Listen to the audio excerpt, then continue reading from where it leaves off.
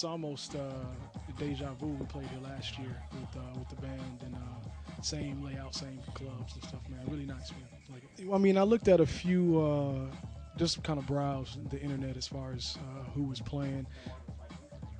Yeah. Fortunately, I'm a part of that, so that'll be that's a whole nother night of excitement. But actually, one of the people I really wanted to see was Sean Ruderman play live, man. So I watched him today for about an hour and a half. His set is incredible, man. I mean, besides working with Juan and the other guys in Model 500 on some new tracks, actually the first track I played tonight is one of the new tracks from the new Model 500 EP. Yeah, it was the opening track. It was a new track called Objects Flying Identified. I think the crowd response I got was good, so I guess it's going in the right direction.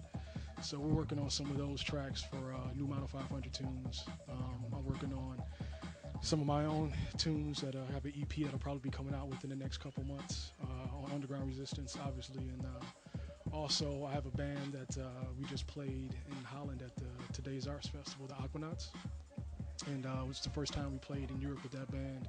And we got a really nice response. Some more rock, funk, electro fusion. And so I'm in a lot of different things, man. And at the end of the day, DJing is it's like a relaxing tool for me. You know, it's not as stressful as the big band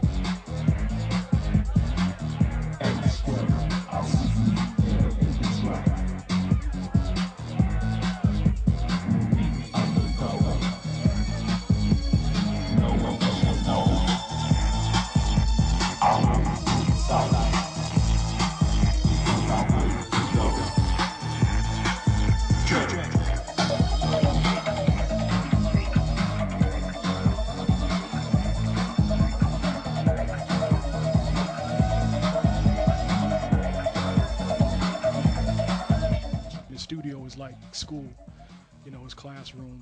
You know, you learn how to, just making tracks teaches you a lot about how to build tracks when you're DJing, you know what I mean? But I think it's all one and the same. I mean, none of this would exist unless those guys, were in the studio exploring whatever popped into their head and took the risk to actually put some of that stuff down on vinyl. And I mean, that's why I'm here, man. It's completely because of people taking a chance and taking a risk and making, just music that nobody else had ever heard, and I still think there's plenty of room for that to continue, so I mean, that's, a lot of people I think get it twisted that it's like this big, what I take as far as this big rock star lifestyle, man, but at the end of the day, I mean, like I think I was home for maybe 2 weeks before I came out here, and I was craving the studio, you gotta, all of this to me is like, it's inspiration. And when I go back home, I take all of this and try to put it on a track. I mean, musically, Detroit has been a home of creative people. That's never going to change, whether or not the world's eye is locked in on the city like it used to be 10, 15 years ago. That doesn't matter because, if anybody comes there, I can always show somebody something that's going on, creative, be it art or music, hip-hop or techno or whatever you. It's always something going on, but it's not like that big, it's not the big rave scene from back in the day anymore. I mean, that ran its course. Now the people you have left are either new heads that are coming up that learn the history from some of the older guys, or they're people that are still there just doing their thing, man. So, I mean, there's a lot of people, a lot of camps still, working every weekend, promoting parties, whether they be one-offs or, a few continuous nights. We don't have big clubs that really support the music as a whole underground anymore, but there's little pockets of places that, a lot of people get together, and every now and then they put together a party and all the heads come out. So I still think it's a viable spot for creativity and new music and new artists, man.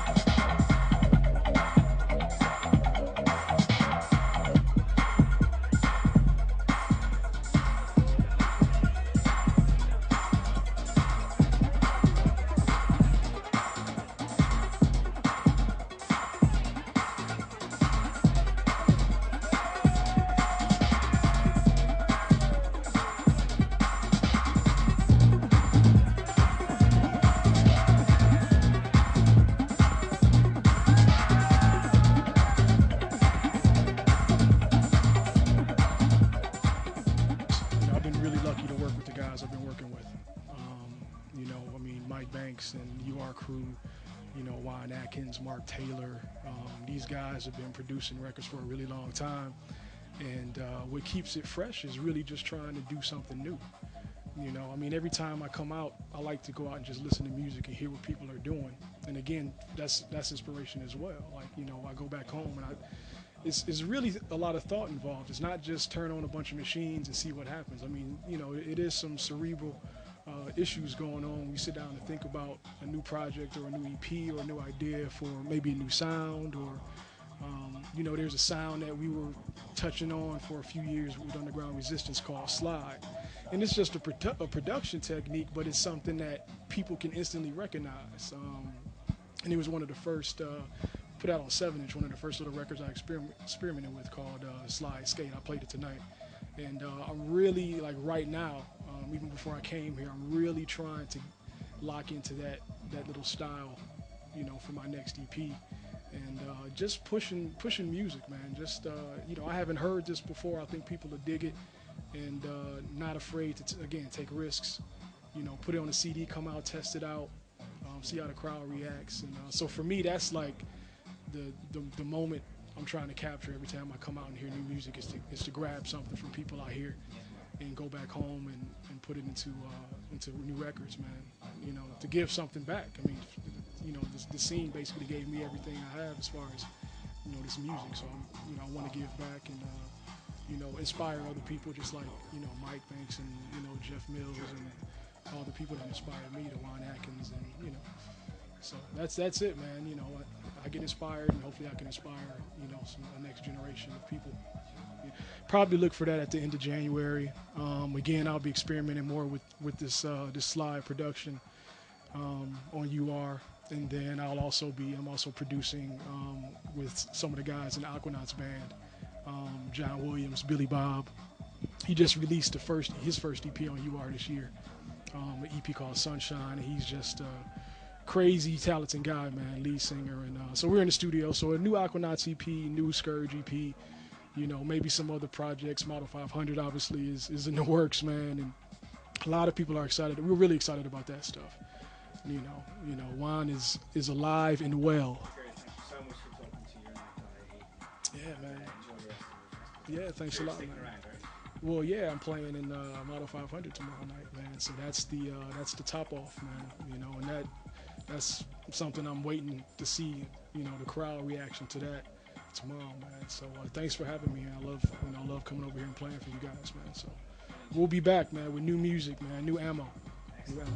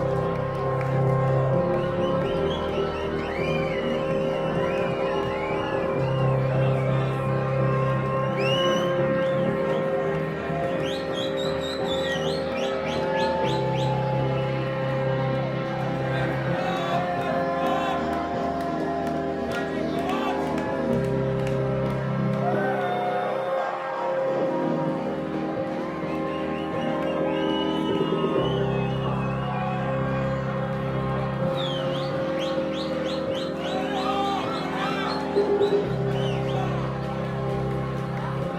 is a Sunday night, right? What a vibe!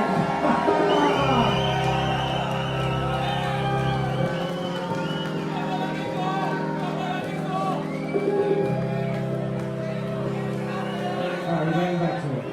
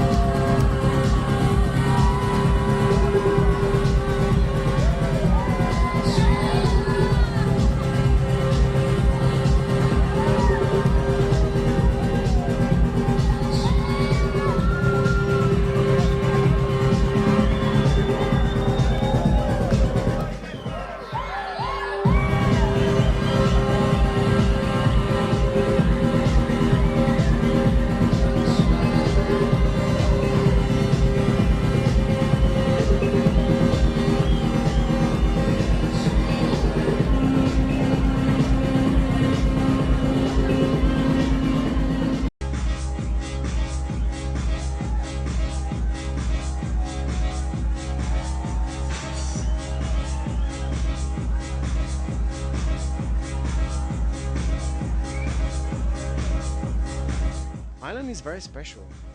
I always said, I always said that I love going to Japan because the crowd is amazing. Ireland is pretty much similar. The crowd is really going for it, really crazy. I was in Belfast 2 days ago.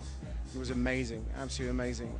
It's not much about techno. It's, as you can see, tonight I even played some dubstep and they were fine. And I'm sure if I had more time, I would have gone to a bit of rock and roll and a bit of, I played some disco classic, and people are fine. People are good because in here they're like enjoying themselves, they're having fun. So it's not just a techno city. It's a place where you can play music.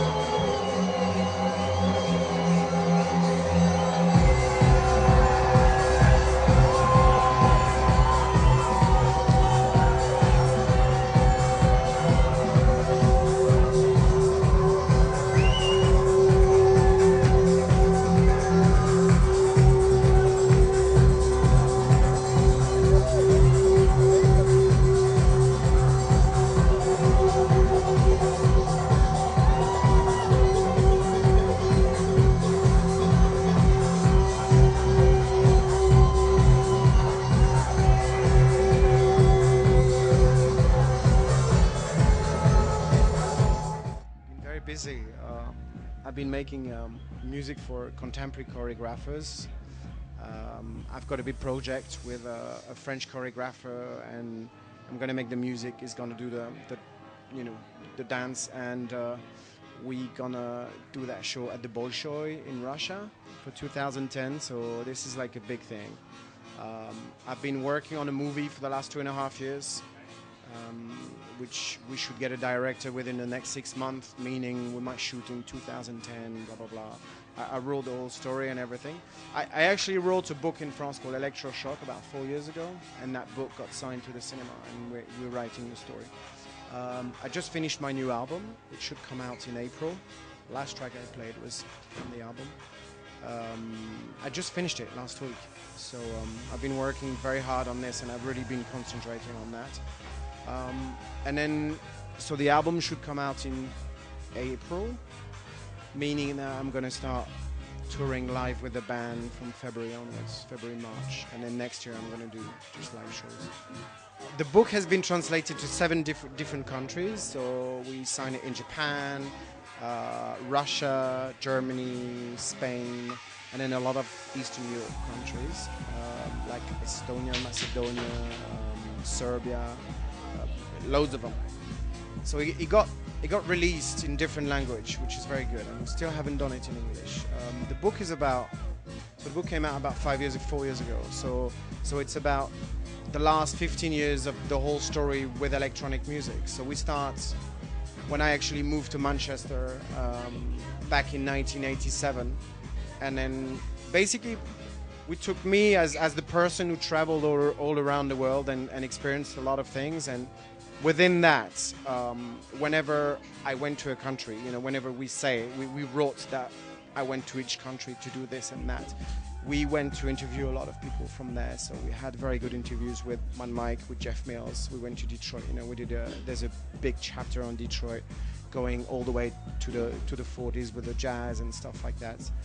Of course, Motown. We talk about all this. And then there's a massive chapter about Manchester, which we talk to all the rave organizers, talk to Dave Aslan, talk to I don't know, Sasha, and we spoke to loads of DJs. Same with Carl Cox for London, and some London organizers who started to do the first raves. So we're telling the story of the raves, and then we just explain how things happen, and how the music, how it evolved to what we're listening to now. That's it. So the book is about this, but it's not how can I say?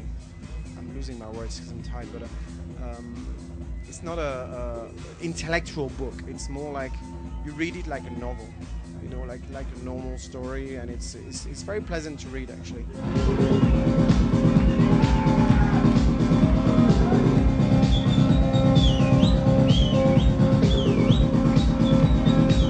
I want the kids to read it, but then I want their parents to read it as well, to understand a bit more about what their kids are doing on the weekend and why their kids are so involved within that music. So what we try to do is, whenever we talk about the music, we did a playlist, but all the playlists are on the side. They're not inside the text, so it doesn't bother you when you're reading it, and you're not bothered with tons of names, not really knowing what it's all about. So basically, each playlist is on the side, and then there's a website where you can go and listen to absolutely every single song. There's about 250 songs in there. And it goes from northern soul to like really hard as hell techno, and there's a playlist about Manchester, a big playlist about Detroit. And then the funny thing is, I kept all my tapes, because I've been recording my set for years and years, and I've got all my tapes from Manchester and everything. So all the playlists from nights are very accurate, because I replayed all the tapes and rewrote all the tracks. So it's funny. Yeah, it's good. It's good. But I wish it's going to be signed in England, for God's sake. In English. England is not just England. We tried in Ireland, we tried in Scotland, we tried in Australia, we tried in England. Nobody wanted to do it. Strictly because I'm not Carl Cox or I'm not Pete Tong. When we're going to do the film, the book's going to get published. I mean, the film is not the film of the book. It's going to be called Electroshock, but we took it from where we were, at the end on the last chapter, and thinking, okay, what can we invent now? The DJ is 40, which is very similar to me. He's 40 years old. He's traveling all around the world. He's had all his background, all his stories. He went to live in Manchester, went to live in London. What can happen to him? And then we actually invented a story, which is the 13th chapter of the book, which is a complete fiction. So it's not a film about techno music, but the guy is a DJ, he plays techno, and he's involved within that music. And we're going to see a lot of things from the book, but then, of course, the story is going to be different. So I hope we're going to, get the book published as well at the same time. Because I really believe the content of the book is really good.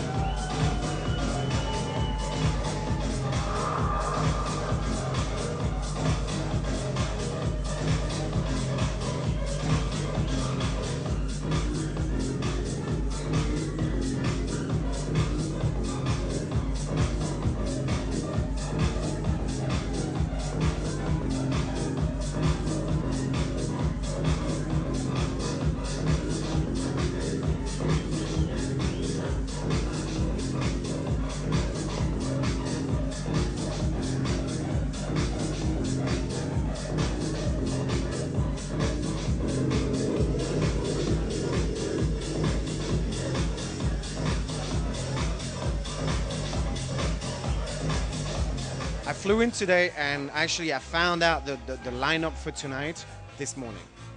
Because I'm so bad for this. First of all, my manager never tells me, because I never really ask, and I usually play on my own all night, so I'm kind of used to that. So it's very rare I do festival, and it's rare I do, you know, lineups with loads of DJs and stuff. Well, I got here, she was playing, and then I saw Model 500. And when I found out this morning, I thought, oh wow, Juan is there. I'm sure Mike's going to be there. So, you know, when I arrived at the airport, I said to the guys, I want to be there for the show. I really want to see it. So it was good. You know, I got to see that, which is great. Usually when I go to festival, I like seeing what's happening. But because I never read my rider, I usually read it in the morning thinking, okay, what time is my plane? So I just switch on my computer and go, all right, 5 o'clock. And then I went, Model 500? Fucking hell. So I was very excited about this. And then when I had a look of the whole thing, the lineup was amazing. Really amazing. This is like proper, super quality music. Really. And it's very rare. Very rare. It's a bit like a lineup that Sonar would do, you know, some festivals like that. So perfect. Okay, Laurent, thank you so much. No, thank you very much. And hopefully next year.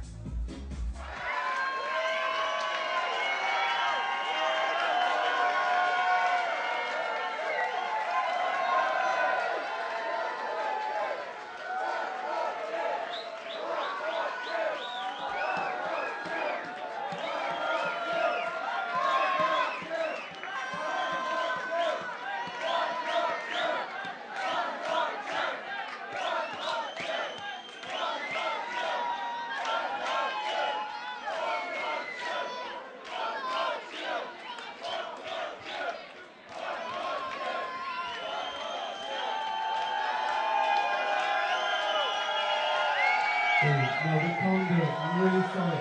Thank you so much again. And I will see you next year on the festival. Bye-bye. Thanks.